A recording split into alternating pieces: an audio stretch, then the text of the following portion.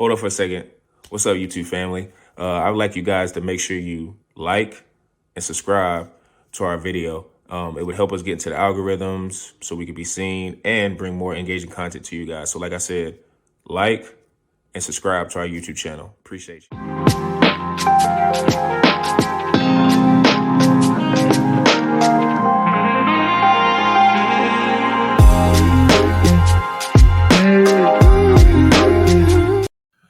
And welcome to the Pick and Dons podcast. I'm your host, per usual, Sean Tyson, here with Zhu and Peebush. How you fellas doing?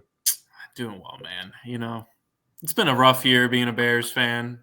They finally got a win in Lambeau. I know Jordan Love got hurt, but honestly, Zhu, Packers weren't looking too hot anyways, man. I mean, I know Josh Jacobs got his touchdown, cooking per usual. But the Bears, man, they just needed a little morale boost. They needed a win. I don't care how it happened, who it was against. They just needed to finish the season on a win. And knowing that the Packers will finish their season on a loss is just – it's just beautiful, man. It's just beautiful. And the thing is, it didn't really cost them like a draft position. It was only one pick. It only went down one pick down. So it's like if it dropped like 2 to 7, like 2 to 9. Oh, okay, yeah. Pretty much what the Patriots did, where they were guaranteed. Okay, then that would have been the worst loss ever. But like 9-10, like that's like whatever. They're in the seats here, so they didn't really lose much based on winning that game. And it was a long losing streak. It was 10 games, man. After 10 that, double digits. That's hard to do. That's hard to do. Oh, I know. I remember after that, it was over. That bet was over. 10 in a row they lost. Bears over. Never if you remember, his Bears over was 8.5.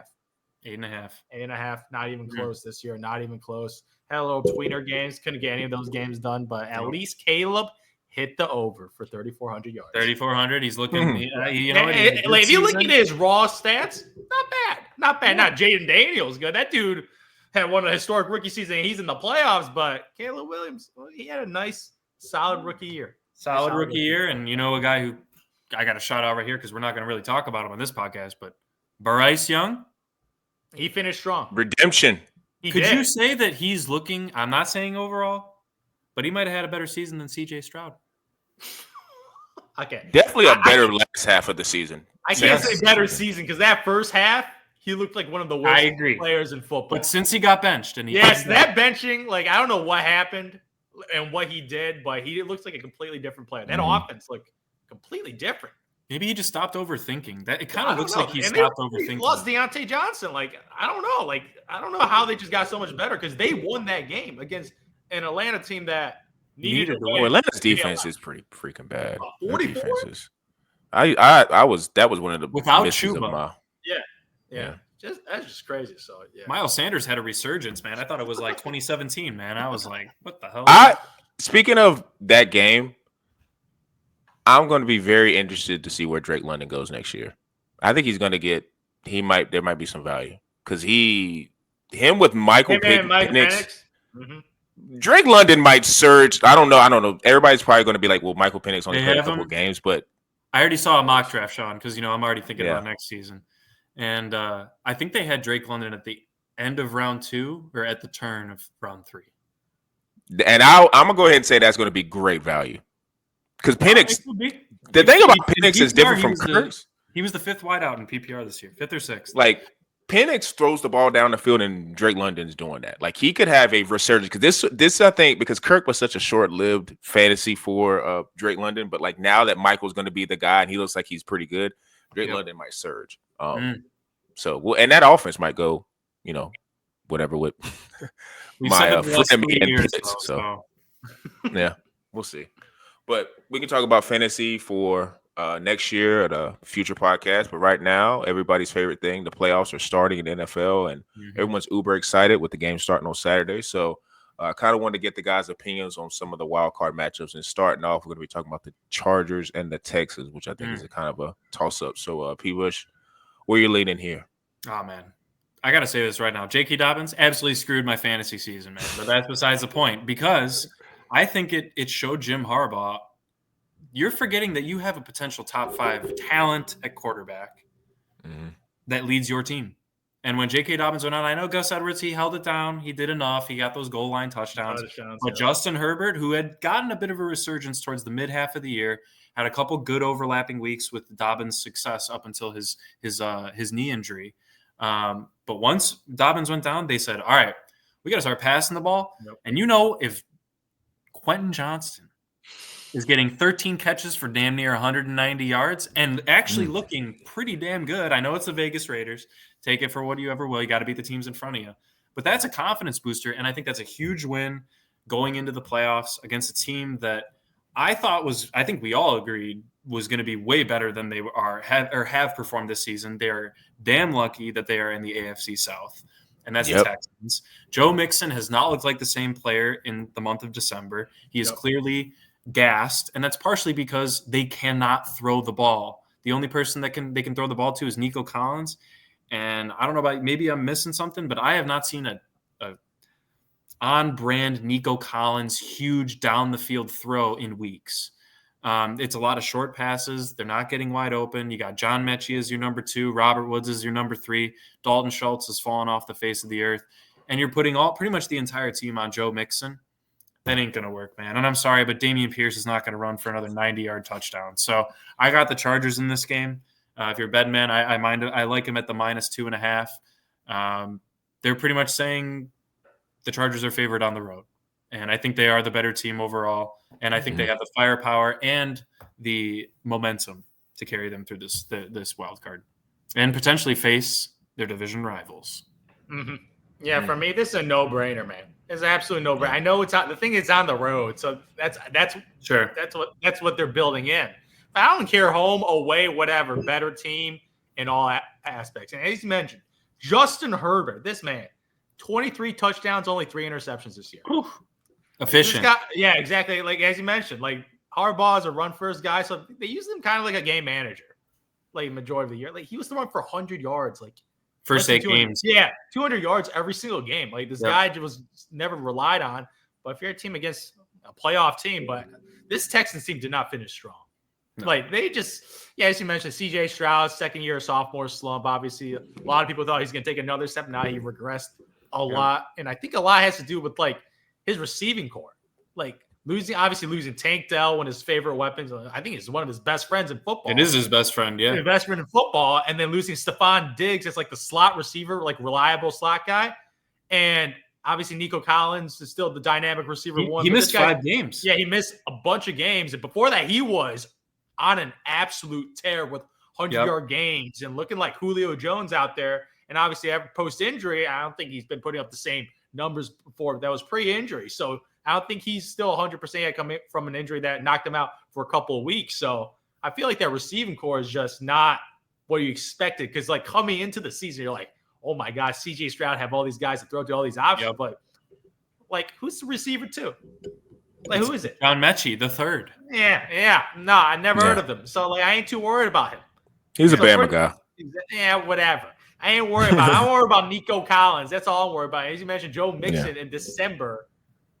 They need a huge game from Mixon. That's the only way they win. Joe Mixon has been unbelievable all year. He had 1,000 yards, over 10-plus touchdowns. But in December, lost a lot of people fantasy championships because he was been a no-show for the last couple weeks. So obviously, I don't know if that's fatigue or a game plan or whatever, but he's not producing as like he was dropping 100-yard games every single game in the first couple of weeks of the season. So it has to be a passing attack to compensate the rushing attack not being as effective. And you're playing against the Chargers defense where they're legit on the defensive end, like absolutely legit on the defensive end. And they're coming off strong. The Chargers have been blowing out teams. And that's what I want to see. Even though if it's a bad thing, you got to be able to blow these teams out.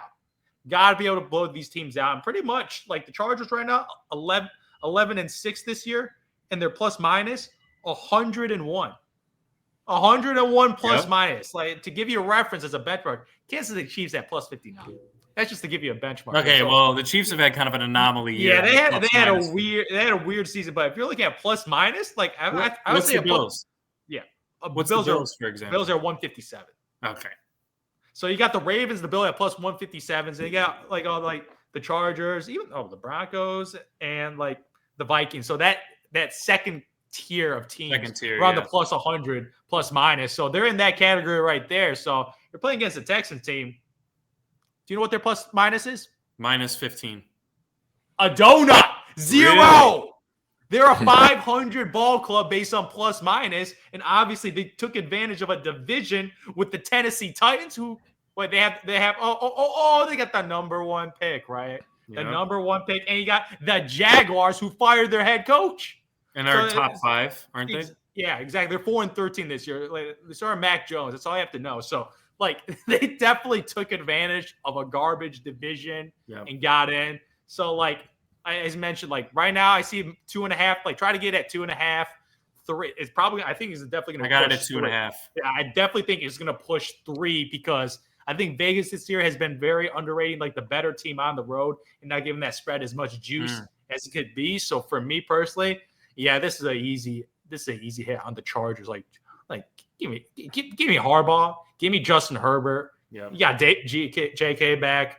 Lamb McConkey, we'll see what he could do. Quentin Johnson, I'm not the biggest fan of that guy, but I don't think they'll need the offensive aerial attack against this Texans team. So for me, Chargers is a lock of a pick. Yes. I love this. I think it's one of the bigger locks. Mm-hmm. I love this. I love this. The only chance Houston has is if they make the Chargers a little bit more like a passing team. Like if they do shut down JK and they get, maybe bracket or do something with Lamb McConkey, that's kind of the only chance, because D'Amico Ryans is a defensive savant, so I think they might have a really good game plan, but it's just offensively is where everybody's kind of down on. Doesn't make mistakes, man. That's the issue. He doesn't make mistakes.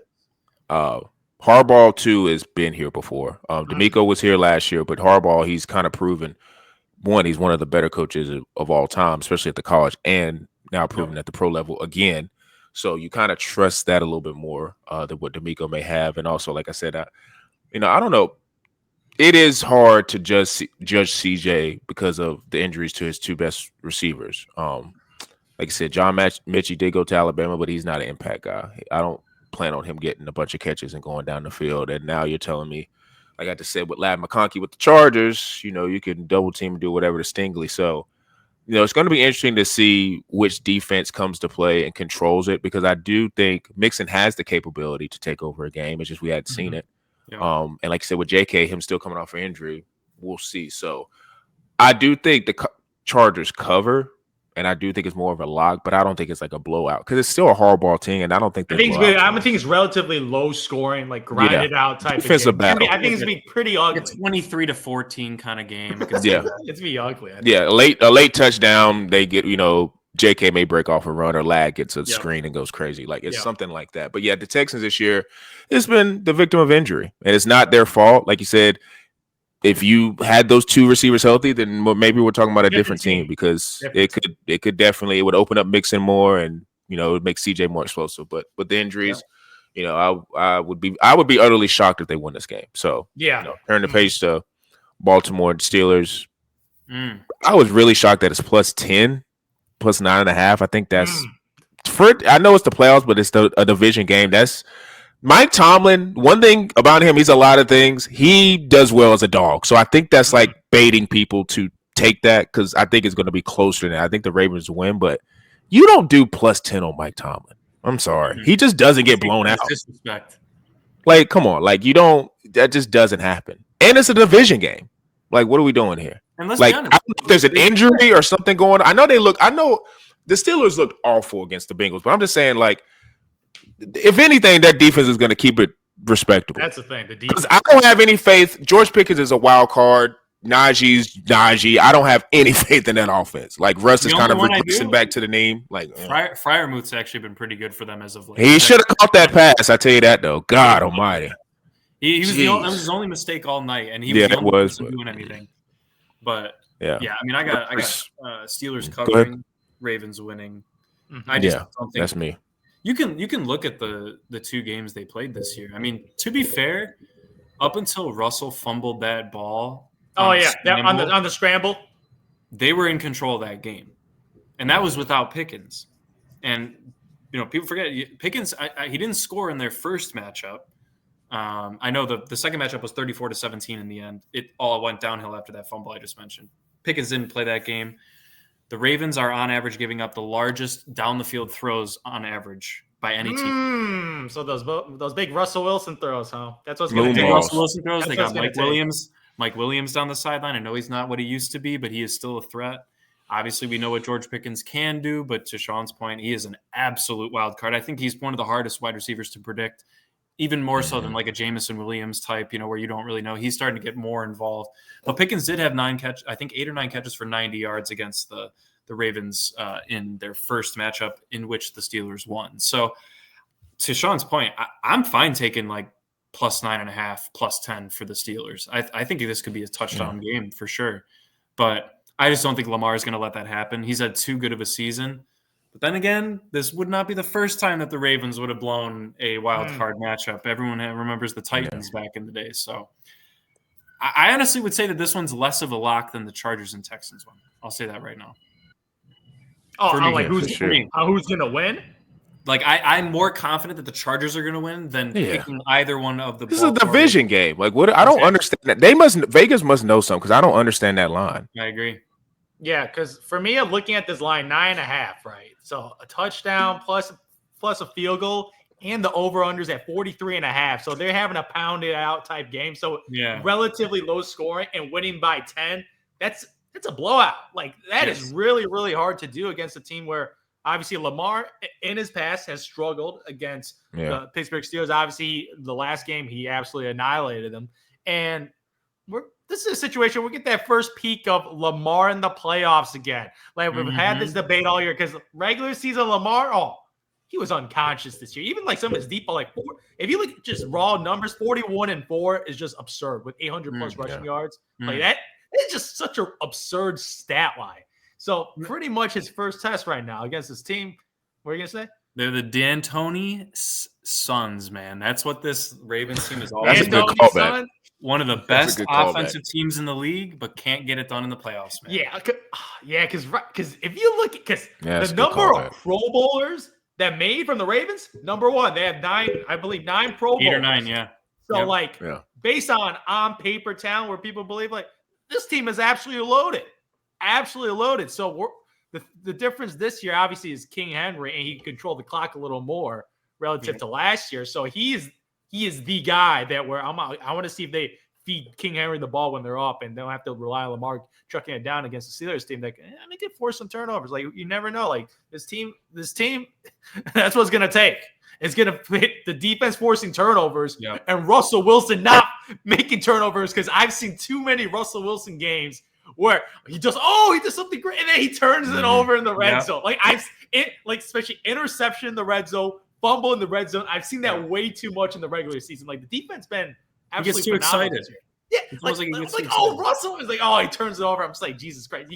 He needs to play a perfect game. I don't want 300 yards. Like I'd want 0 turnovers. Herbert fumbles. Yeah, exactly. I want 0 turnovers for my quarterback position, because you cannot be giving that offense the ball. No, multiple attempts.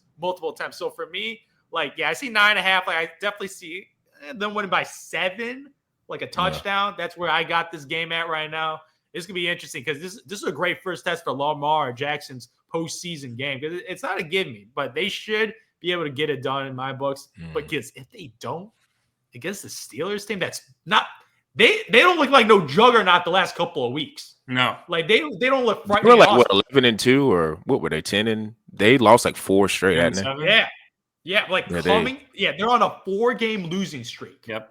They're all So that's not good vibes, man. They got no chemistry. And Pickens is getting a head case. So he's always been a head case. So I'm you got obviously they played against 4 playoff caliber teams in the Eagles, Ravens, Chiefs, and Bengals. Tough schedule, man. Jesus. Well, that you put it that way, that is brutal. Yeah, that is a tough schedule. But losing all 4, I'm like, you got to get one. The game before that, you beat the Browns. They beat the Browns. Like, okay, whatever. So they played some real playoff level competition and couldn't get it done. So for me, this is a Ravens dub by a tutty. Yeah, by a tutty. That's what I see it. The one thing I do want to kind of point out with the Steelers is I'm just interested what they're going to do with Russell. I don't want to get on the sidetrack, but it's just like you said, those last 4 games have been brutal. But it's they got $100 million, man. That's all I got to say. Yeah, okay. If we're doing that, then Don't give him the Baker. I love Mike Tomlin, but Mike Tomlin needs to go if he signs off on that. Like we gotta. I know his thinking. He loves those type of quarterbacks, but like they need a game breaker. Like you just gotta have one. And Russell was nice. He was what you guys always say, a cute story at the beginning of the season because he was just steady he was steady in the pocket and was a steady force. But it's like no, he's fading. It's just because he's getting older. Justin Fields had a better winning percentage than Russell Wilson did. He did, and he maybe they should just trust him, but. Moving it forward, Bills Broncos. The only chance the Broncos have is if Bo Nix and Sean Payton devise a plan where he's running all over the field, not really throwing. That's it. Because I don't see Bo Nix going into Buffalo darting.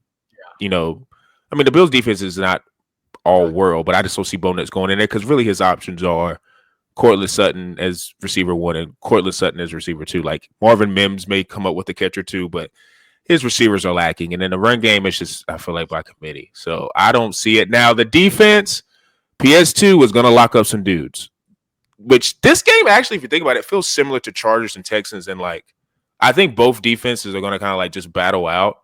And then, like, it's going to come down to the offenses. And, I mean, Josh Allen, I just trust more. Because if anything, even if it gets weird, Josh Allen's just going to be able to run and get first downs and make it difficult. So I don't see it. They're young. They're kind of like how Washington is. They're just young, happy to be there. Sean Payton is a veteran coach, but Bo Nix would have to be just running all over the field going crazy. I don't see him making passes and winning the game. So that's how I think the Bills win that. I will say I would bet the Bills. I actually wouldn't mind betting. I don't know what the over-under is at, but betting the under 46.5. The under in this game could be very interesting. I usually don't like betting unders. I stay away from it. But if you were an under better, this could be one to target because, to be honest, I know Bo Nix is a rookie. Marvin Mims has had monster weeks these past 2 weeks in huge games. I mean, we're talking about I know that it was the Chiefs and they were not trying at all. that game before, when he made that game-tying catch, that was that game-winning catch, yeah. And I think that you have to respect it as a defense, and I think that does help Cortland Sutton for sure. I think for me, the reason they're going to lose this game is that they won't be able to get any ground attack going against the third worst rush defense in the league. If you can run the ball against the Bills, you have a chance. But if you can't, no. But here's the thing. All three of the running backs that they have, Estime, McLaughlin, and Javonte Williams, they can all run the ball. It is possible for them to do it. They just don't have one guy that you want to focus on for fantasy purposes. But they could committee this into keeping the ball moving down the field. I don't think this is as big of a disparity as we give it. The only reason that I'm 100% siding with the Bills is because they're at home, and I think it's one of the toughest places to play in the entire league. And I don't know. And it's cold up here, man. It's cold. Oh, it's cold in Denver too. It's not like they're coming from it indoors at least. But at the same time, I would not be shocked if the Broncos won this game. I would. I would. You won't be shocked? I'll be shocked. I'll be flabbergasted. I would not be shocked. For the MVP to lose in the first round? Here's the thing. James Cook is not a bruising running back. Yep, even you bring Ray Davis in there, that Denver defense is very tough to run against. Now, I'm with you on the defense. What wide receiver is Josh Allen going to throw the ball to? And they got Pat Surtain, the Defensive Player of the Year, going against Keon Coleman or Shakir or whoever they got to put up against him. Is Josh Allen running for 150 yards and 3 runs? That's what he's going to probably do. Oh, yeah. Well, that's what I'm saying. So you're saying Josh Allen's going to have to run the ball the whole game. Mm-hmm. I trust. Not the whole game, but yeah. Sure, but I just don't believe in James Cook. I think my point is this is a bit more even than I think the seeding. No, James Cook has that. I do agree with that. James Cook better show up because if he don't, then they could be in trouble because they don't have anybody else besides James. Yeah, if they borrow up James, and it could get weird. It could get weird. Very interesting because you got to remember these Broncos have beaten and almost beaten some very good teams. It's kind of very similar. You know what it's similar to? When CJ came and played Lamar last year. He had nothing to lose. Lamar had all the pressure, and CJ just went in there and played a pretty decent game. And they ended up winning, but it was weird for a little bit in that game against Lamar because CJ had nothing to lose. It's like Bo's just – that's why I said if Bo is running around crazy and doing like Bo stuff, that's why I could see a Broncos having a chance. But I don't – that's it. That's the only chance I see the Broncos scoring is Bo going. Because they need big plays from Bo Nix, and it's gonna be either Cortland Sutton or Marvin Mims. They need to have big games. If you're doing a correlation of underdog winning, those guys better be getting 100-yard and tutty games. And I have more confidence in them than I do against the Bills secondary than I do any Bills receiver going against. Yeah, Bills receivers, Broncos, I give you that. Because I think the running attacks are going to offset. I honestly don't think James. I don't know about. Yeah, because not including Josh Allen and Bo. No, you're not including Josh Allen. But running back, I expect a masterpiece from Josh Allen because this guy needs to. You can't be losing to the Denver Broncos and a rookie quarterback at home in the MVP season. Like, that just cannot happen. He's only averaged 200. He's only averaged 219 passing yards a game this year. Yeah, that's the thing. I expect him, especially in the playoffs, to use his legs more than his arms, especially in this first game. It's possible. And the rest definitely helps with that. But the other thing I want to the Bills need to turn the ball over because they need field position. I think that's going to be the biggest thing is one, can you keep Josh on short field so that he can maintain his stamina? But at the same time, if you can just turn over Bo Nix and crush his confidence, then you're going to wipe the floor with them. So, I mean, if they can force turnovers, but if Bo plays a good game, to Sean's point, I think this could get very interesting. Yeah, I don't know. This offense right now has been putting up 30 points a game all season in the Buffalo Bills. I still don't know how they're doing it without elite running back or elite receiver from those positions. So for me, to slow that team down, who's scoring point and a half, this team just gets it done on offense all season. This is a historically great offense. 3 points per drive. Without historically great skill position players. And part of it is their defense has been way better than expected, and they get great field position. That's partially it. Yeah, that's partially defense was surprising this year. Yes. Mm-hmm. Yeah, especially I think you mentioned the offseason. They lost a lot of players on defense. They did. Okay. Yeah, I guess it don't matter when you have the MVP. That's what they say, man. Yeah, everyone wants him out of there, man. Got to give a little credit to Sean. He is a defensive guy, so maybe you just figured out with the guys that he had. But for me, this is Josh. This is his season. If he wins MVP and advances and makes a Super Bowl appearance, this is his time to make his Hall of Fame case right now. What's the spread? Is it 8.5? It's 9 or 8. 8.5. I saw. I got it at plus 9.5 for the Broncos. Oh, interesting. That bet. Yeah, there's a plus 9 on. Yeah, I got plus 9. Most of it's plus 8.5. I'm seeing it now. I think it moved. Got that early. I got it at plus 9.5 this morning. Interesting. Yeah, so it's basically the same thing. What you're looking at with the Ravens, I just think maybe you would argue the Broncos probably have more of a dynamic playmaker at quarterback with Bo. Because, like I said, I've been wrong about Bo. I thought Bo was just going to be an average dude, and it looks like with Peyton, he's going to be. If Peyton stays, I still think he's an average dude. I think that coach just maximized his skills. Yeah, his talent. I don't know, man. Some of those throws he's making are pretty damn good. You're still taking it. I'm seeing what I believe in the playoffs, man. I don't know. I saw a lot of missed throws in the regular season, especially at the beginning of the year. No, he needs if he gets a receiver, a second receiver, he'll be more maximized. I think. I don't know, man. But he's not like talent Jaden. He's not Jaden or Caleb. No, nobody's saying that. But I think he's good. No. I don't even think he's Drake May talent wise. But that's another question for another. You gotta remember, I was the only one that took Bo Nix over AR when we had that debate. And you guys fantasy wise, Bo's going to be a monster next year. But going to the Packers, Eagles. Going with the Eagles. Saquon sat for a reason. He's going to be fresh. They got the receivers. They got their defenses playing at a high level.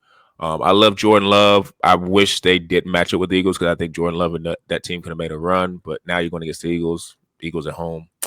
Go ahead and take the Eagles. I think that's the easy one. Like I said, the spread on that one is 4.5. 4.5. So I'm guessing they're factoring in.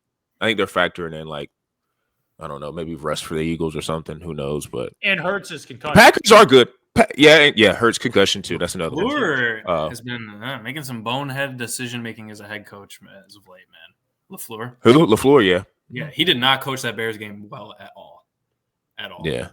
Probably I just think the Eagles' offensive power with AJ, Devontae, maybe they're rusty the first quarter and it's closer than expected because, like I said, Hurts has been out. But I think by halftime and third, fourth quarter, they'll be able to lean on Saquon, get enough of a lead. Game. But what I don't think would happen is I think maybe last year was the Packers going into Dallas and just bum rushing them. I don't see that happening, but it could be closer because 4.5 is not a lot. So it speaks to the Packers is an overall talented team. So they're not going to get bullied, but I think Give me the Eagles. Their wide receiver room has fallen apart. And I'll just say, I mean, I'm taking the Eagles as well. I mean, you got Christian Watson, torn ACL. Jaden Reed has been a absolute bust this year. He started really strong and then just kind of. And, their first game was against the Eagles, and he had a monster game in that. I just don't see it. Saquon had 3 touchdowns in their first meeting. I see this being, I know it was a 5-point game. That could also be another reason why it's only 4.5. They have some historical data from this season. But I don't know. The other difference between that game and this one, their first matchup and this playoff matchup, is the Eagles' defense has gotten significantly better, especially in the secondary. Just getting the chemistry down, communication, whatever it might be, whatever they did in that locker room with Vic Fangio. He's really turned that defense around. And Jordan Love, for as much as he loves to sling it, man, he is going to – the Eagles secondary could have a hit rate if they don't stick with – if they can't be on the Josh Jacobs, if that's not like the script. If they have to get away from running the ball, they're kind of screwed. I think. Yeah, for me personally, hate to do this, but I'm going against my Packers, man. Like you're gonna have to put up some points. And I'm sorry, like Jordan Love in the regular season this year, I wasn't that impressed this year. Like he's still a solid quarterback, but last year I was at Dallas. I was like, oh wow, okay, maybe something special. Man, he ain't special. He's just a nice quarterback right now. He's got a lot to prove because he had one game in the regular season throwing over 300 yards. Yep, one they game. They're a run-heavy team. To be fair. They definitely pivoted because Jordan Love is definitely turnover prone because he's a gunslinger. But for a gunslinger, only have one game over 300 yards, you're going to need that to beat this Eagles team who could really light it up. The only thing I'm just keeping my eye on is that Jalen Hurts concussion. True. Yeah. Because I was like, oh, this guy's actually ruled out multiple. I was like, oh, because Jalen Hurts, this guy's a physical freak. He never gets injured. I think in the first couple seasons, I don't believe he've ever left a game with an injury. So right now it's been multiple games being out. I'm just like, could be rest. Yeah, that could be rest too. But he was officially ruled out that first concussion a couple weeks ago. So that definitely caught me off guard because I thought he was going to come back here in the game.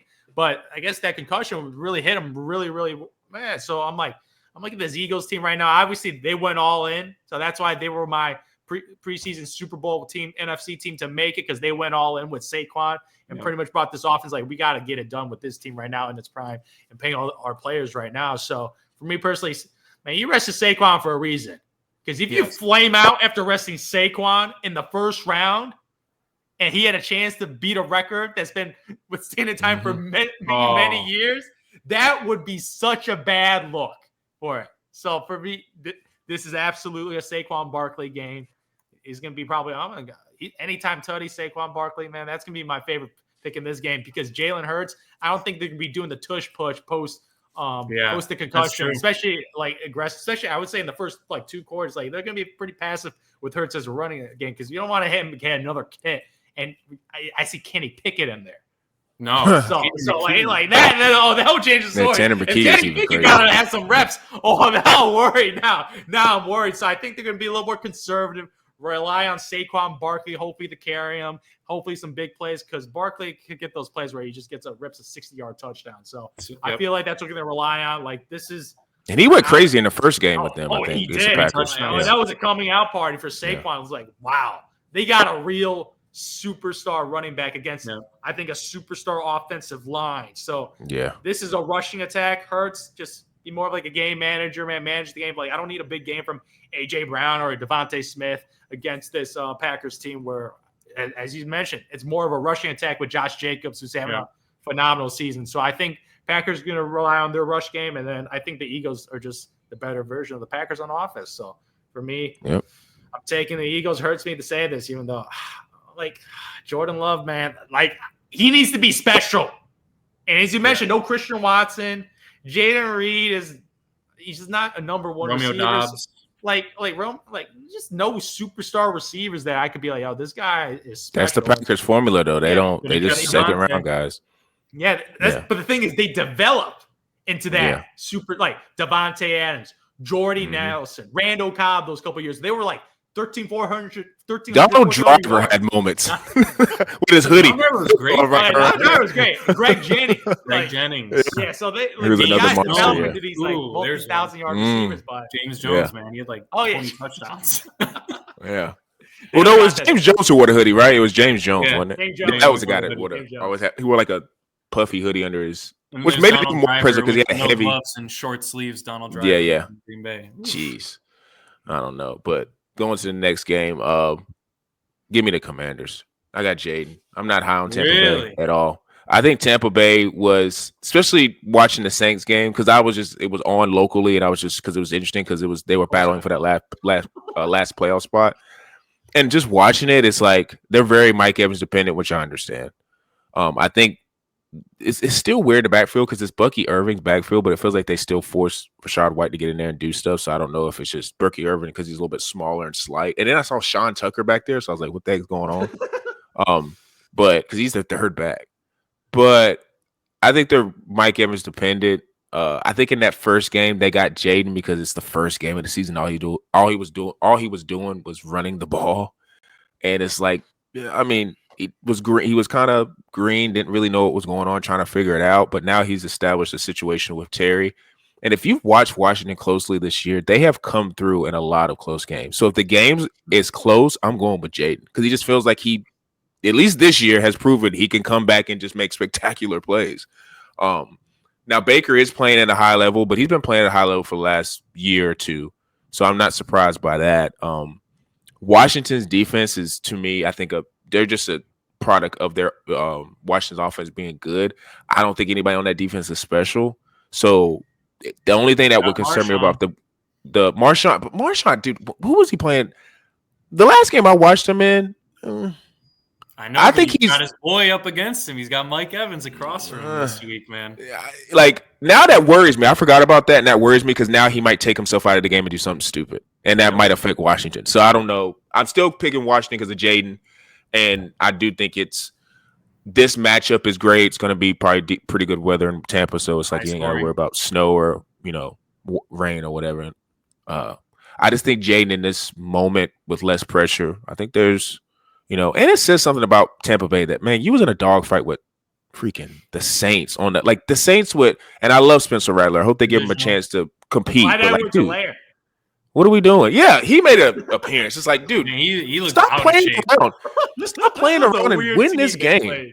Really weird. It's like, what are we doing? You guys should have put them away. And then it took them to the last second to get Mike Evans his 1,000 yards. So it was like, okay, they've been playing around the entire game. I was so hyped. I was like, yeah, I was hyped too. Continue. I was like, dude, they better run a play. I'm like, they could run the play. And then they ran it. I was like, let's go. Yeah. The only thing is, the sports books just screwed it, but whatever. We saw the over-unders. 90. Yeah.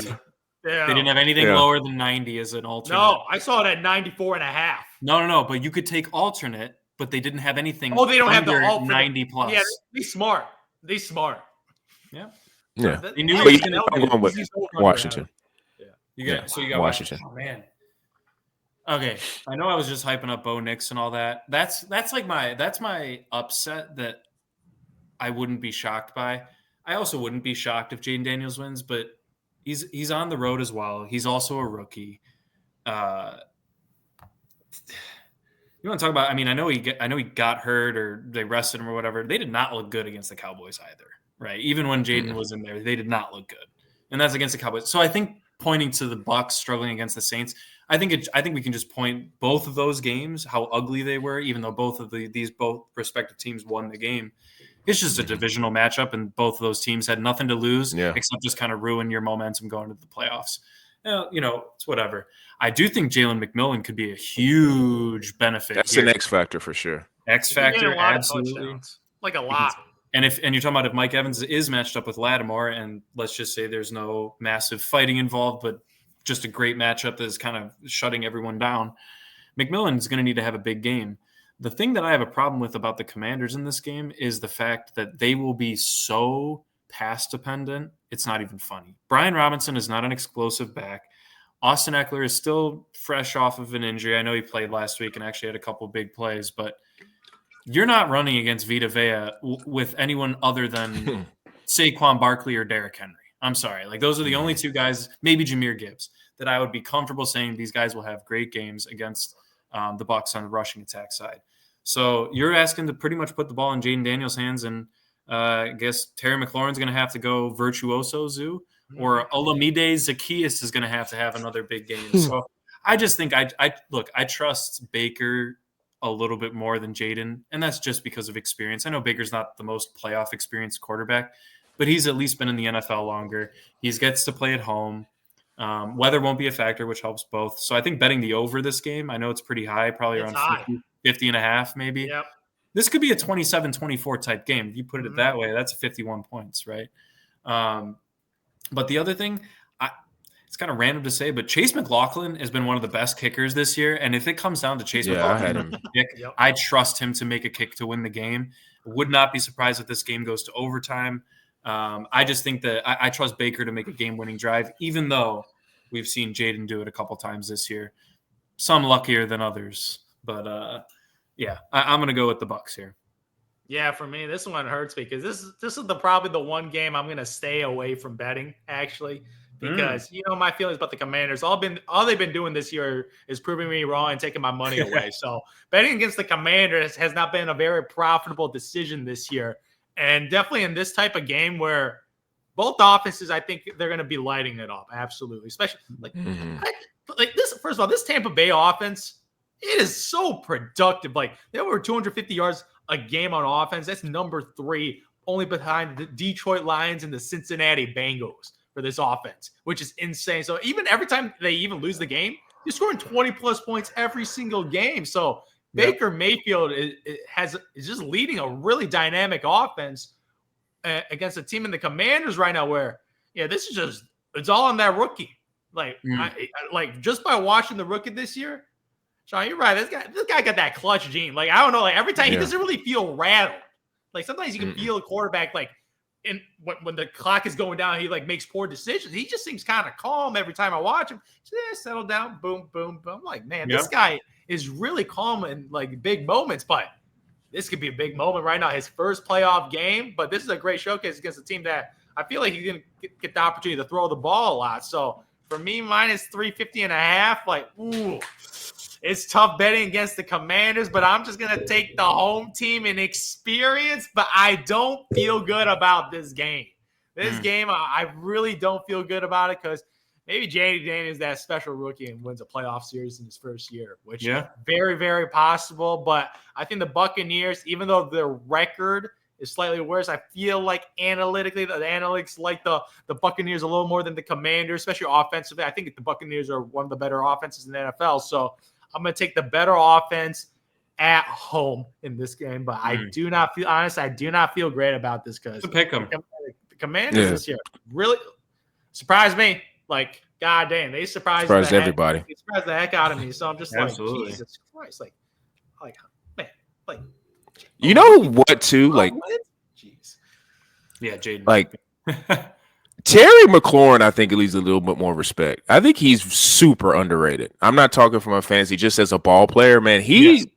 Like at the beginning of the season, the growth that Jaden showed in him trusting Terry and Terry trusting him as a quarterback.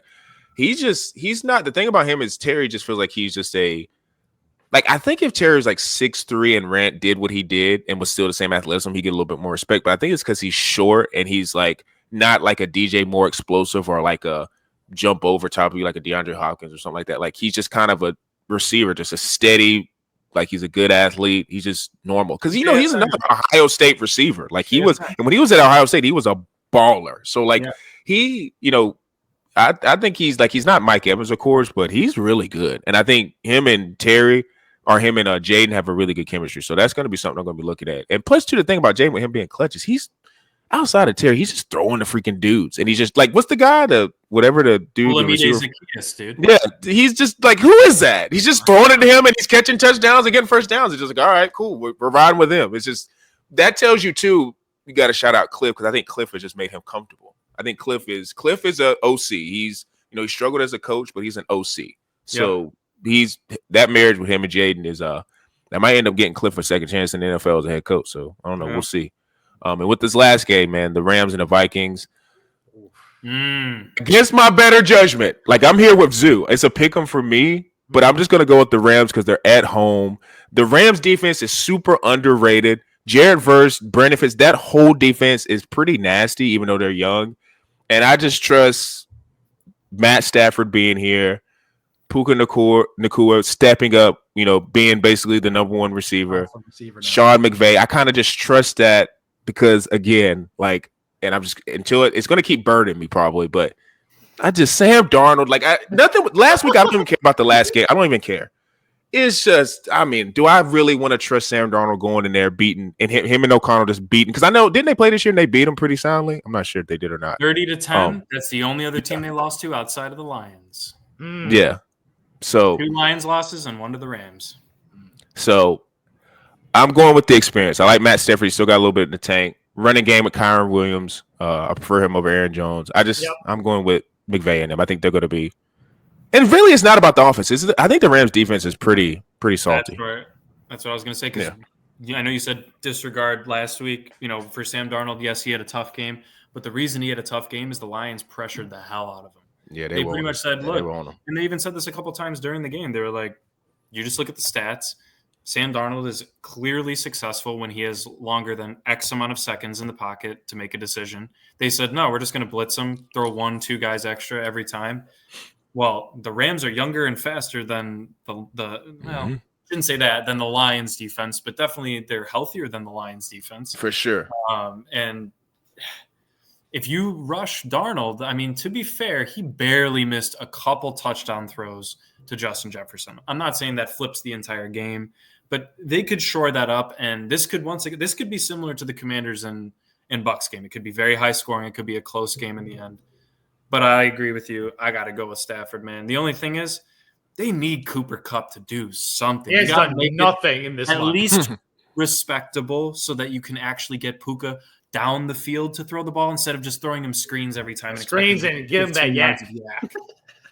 You got to get, not saying deep balls, down the sideline, but you got to get him on a couple, down the middle or crossing routes. So I don't know. But Kyron, he's the X factor because if they can't get Kyron going, oof. And this Vikings defense is tough to run against. They are very difficult to run against. So I don't know. Yeah. It's going to be a win. But give me the Rams. So you're picking the Rams stand. Yeah, let's make it a clean sweep, man. For me, this is just looking at the preparation coming in from previous week to this week. Last week, the Rams took the week off. They're like, we don't really care who we're playing. We're going to rest our guys, and we're going to get ready up and play whoever the team that falls to us.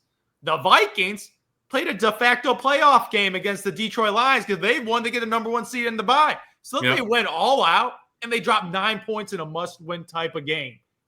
And I'm just like, okay, that is not a good vibe, especially the way the game went, 31-9, not really competitive. Like Jahmyr Gibbs absolutely went crazy. Like, this guy's special. There's a reason why. RB1 next year. When running backs get picked in the first round, give me him over Bijan. He's an auto. Yeah, me too. 139 yards and 3 touchdowns. This guy's showing that if he's the 3-down back, he can do it. He can do it. He can do it. Oh yeah, 4 tutties. Oh yeah, I forgot about the receiving. I forgot about the receiving one, man. Jesus Christ, he's a monster. What, you didn't have him 4+ touchdowns on FanDuel, dude? It was only plus 5,500. Come on, man. Yeah, Gibbs is one of those special players. He got a little. I make this comp. He got a little Jamar Charles speed. Like sometimes the speed, he just looks. Yeah, like he's a OT vision. Yeah, he is very, very fast. So like that Detroit Lions team actually smashed them. So I feel like Sam Darnold. I'm telling you, man, this is probably the biggest game of his career. Yes. This game might make him $100 million or cost him $100 million. Because if you go in the Rams and you're a pumpkin and you're the reason your team loses, they're going to have some questions again. Man, we got this guy McCarthy. Maybe he's the guy. Exactly. Because, like, depending on how if he balls out and they lose, okay, I'm not going to blame him. But if he pulls an 18 for 41 with a QBR of 17 against this Rams team, they're going to have question marks about extending him and paying him big money right now. So or even franchise tagging him. Yeah. Oh, yeah, they can franchise tag him too, but I think that's a high franchise tag, though. It is a high franchise tag, but yes, he's playing for that next NFL contract right now. So I feel like all the pressure is on Darnold. And Matthew Stafford, he's sitting back there a week off. He already got his ring. He already proved himself as he's not going to be that high tier 1 quarterback. He's that tier 2, like really, really solid quarterback. And Sean McVay and McConnell, I think they're the similar caliber of coaches. Stafford, Darnold. I'm taking Stafford over Darnold. Even at the running back position, Aaron Jones, I don't think he's that guy anymore. He's getting up there in age. Kyle Williams is still the young buck. So I feel like at the rushing attack, the Rams got the better rushing game. Like, obviously, they got Jay Jeff, who that's what's going to take. They need some big plays, which can happen because Jordan Addison, he just has a knack for getting those deep touchdowns. Like, I see it every single season. Like, Jordan Addison and obviously Justin Jefferson is probably the best receiver in the game right now. So those guys are game changers that will need to happen because the rushing game, I'm sorry, Aaron Jones and Cam Akers, like, ain't gonna does not frighten me. Cam Akers revenge game. True. Cam Akers revenge game. Let's go, baby. Yeah. Wouldn't that be something? Yeah. Oh, So for me, let's make it a sweep. I'm picking the Rams, money line or spread. I think it's only -1, so I might as well just go with the -1 to get it done. So, yeah, that's my pick for this game. I'm like, for my pick, like, I guess the betting portion of this. Like, there is no nobility in poverty. I have been a rich man and I have been a poor man, and I choose rich every fucking time. Like, for me, it's like the easy one is just to do Chargers money line, which there ain't no real money. Sean, give me a little double. Give me a little parlay. Give me like 2. Like, that you'd be confident parlaying.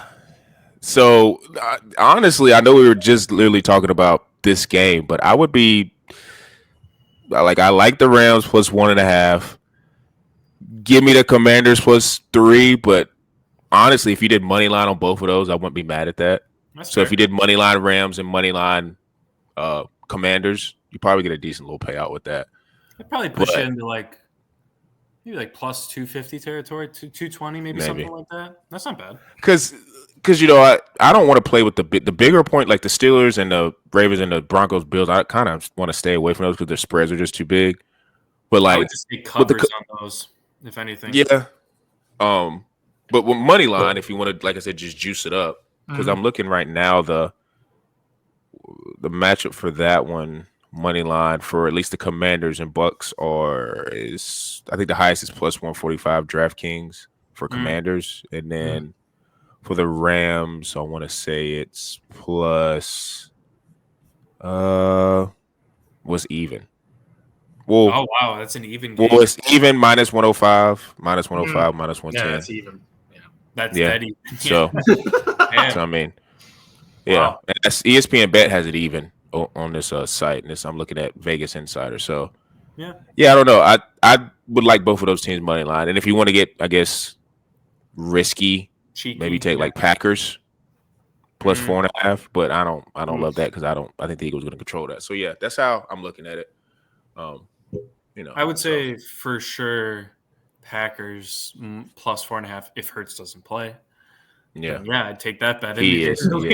Hurts doesn't play though. Stops. If Hurts doesn't play, I think that line goes to what, maybe like -1 or like plus Probably. 1 or whoever each way. Yeah, I don't think it stays at 4.5. No, it's gonna move. Vegas is gonna know that beforehand. They're gonna. That's why I think those. I think that's why in the locker room, man. Come on. That's why I think those lines, like, it's just, I think it's a sucker bet with like both the Ravens and Bills game. I think those are sucker bets. Like, it's just do playoff games, I guess have playoff games have there ever been a spread that high? Like, those are, to me, massive spreads, I feel like, in the playoffs. I don't think I've seen one like that. Probably the Tom Brady Bucs versus the Taylor Heineke Commanders. Yeah, the throwback. Heineke is the court. Yeah, they had a backup. Yeah. They covered that game. See, that's the thing. In the playoffs, is like, dude, that's what I'm saying. It's different. Broncos to cover could be interesting. Yeah, Broncos to cover. I like that better than the Steelers, actually. That's what I'm saying. Yeah, I'm a little bit more confident betting on the Broncos. I think Sean Payton as a coach could pretty much game plan a strategy to counteract the Buffalo Bills. So, I feel like he could close. I mean, yeah, he is the coaching, out of respect to McDermott, but come on, it's paid. Better coach. Yeah, he's a better coach. So it does. Yeah, he could. If, like I said, it all comes down to, I don't know which game we were talking about, but like the turnovers. If Bo doesn't turn the ball over, maybe it does make it interesting, and that's with all the quarterbacks. Like I said, Jaden, that could be, like I said, I know he's been clutch, but this is the playoffs and stuff's on the line. So, if you turn the ball over, you're not gonna have a chance in these games. So we're gonna see. I love Wild Card Weekend. It's one of my favorite weekends. I forgot. Yeah, my bad. I thought you guys gave your stuff. My bad. No, you're good. I'm gonna do I'm not doing the DraftKings. Well, I do play DraftKings this week, but it's a little difficult to like make a lineup at this point because one, I would love to play Hurts, and I just don't know where he's at yet. So that's kind of where I'm holding off. I will be absolutely making Stafford and Darnold lineups. I think that one, Jaden Daniels, would be a good one too. But I'm actually going to focus on player props this week. I've been doing 5-leg parlays to put me around like plus 250, plus 300. That's usually what I kind of shoot for. This one's a little bit riskier, but I'd say 5 legs. 5 legs, yeah. Oof, that's a lot of legs. So I got McConkey at 5+ receptions. I like that. Pretty safe. McConkey. I don't think QJ is going to get as many targets, and even though he did, McConkey still got his last week. Way more reliable. Way more reliable. Exactly. I got Saquon 100+ rushing and receiving yards. So the total between total scrimmage yards. Okay. Total scrimmage yards 100+, as well as an anytime touchdown for Saquon. Zoo had that locked in. Yep. Puka 70+ receiving yards. That yak man, he's going to need to get some work, and you better believe this Vikings pass defense is not the best. And then to bring it finally around, I got JJ at 5+ receptions. I know he got absolutely shut down by Amik Robertson, a guy who comes from dirt. They can't bury someone who came from dirt, man. But Justin Jefferson is going to have a rebound game. He has to. You put all 5 of those together, you got plus 417. I like that pretty good, man. It's because the Saquon anytime touchdown, man. That really bumps up the odds. I usually don't add anytime touchdowns, but if there's a lock and a half, I usually do only yards, receptions, or rushing plus receiving. Interesting, because I think like if you get plus money for Saquon, I don't know if they're giving minus 145. Yeah, that's score. That's about. But still, that's better than all the other ones. Like JJ 5 receptions is like minus 300. Minus 300. Those are all minus. The Saquon one is the best odds. Best odds. Interesting. Yeah. That's interesting. Which is fun because for me that is one of my favorite plays of the week is just Saquon anytime tutty. But for me personally, like the only games I'm definitely focusing on. Chargers covering and Rams covering for me. Those are my 2 lock picks of the week. The other ones, like you say, they get a little big. I don't know. I don't really know what happens at the end of the game. Some garbage time, weird stuff happening. Commanders, Buccaneers, stay away game for me. And for an easy one, Bills money line, man, get it done, Josh. Just get it done, man. Get it done. Like I think it could get ugly. That's the thing. I think it could get ugly. I get a little nervous in this game, but the Broncos knock off the Bills and make the path for the Chiefs a little easier. So. I don't know, man. They almost lost to him. Okay, Patrick Mahomes. Wasn't that the game that Mahomes ain't losing the Bo Nix in the playoffs? Let's take it easy. No, I would love to see that. Now that is if the Broncos did get that, I would love to see that spread because they should have beat the Chiefs at the Chiefs. They should have won that game. That was the block field goal game. If that spread is anything beyond 7.5, I'm hammering the Broncos. Hammer it. Wow. Hammer it. Wow. Listen, imagine a cold start. Listen, it's like the second quarter. Broncos are up like 11-3, and it's like Patrick's like doing this. Like they're gonna win the game, but it's like, oh yeah, they're gonna cover that because it's like it's gonna take a miraculous, a weird type of game. Like because like I've always said, if the games are close, Patrick's gonna figure it out. So like the Broncos would have to get ahead. Yeah, they got to blow them out. If anybody. Advice to any of the playoff teams going against the Chiefs, you have to put your foot on the Chiefs' neck and then break it. And then like double back and make sure they're dead. Because you can't if they have a chance to get up, they're gonna get up and beat you. So the thing is 10 points ain't enough. I need to be up to it's gotta be double scored, like not double scores, but like 2 touchdowns. For the Chiefs, there's nothing. Especially with Harrison Butker back there. Like, Yeah. But we'll see them in the divisional round with the Lions too. So we're going to be seeing who they'll be matched up with next week. Like I said, Wild Card Weekend is a great weekend in the NFL. It's the start of the playoffs, and we're going to see the storylines that come out of that. Man, I can't wait to watch it. So make sure you guys are tuning into our channel at Tyson Talks, which is the Instagram page, and then for our YouTube, Quantro Knows, Spotify, Apple. We are definitely on there. Make sure you give us a 5-star review. On YouTube, make sure you give us a thumbs up so you can get us in algorithms and everybody can listen to us. And for me, Zoo, and P. Bush, we are out.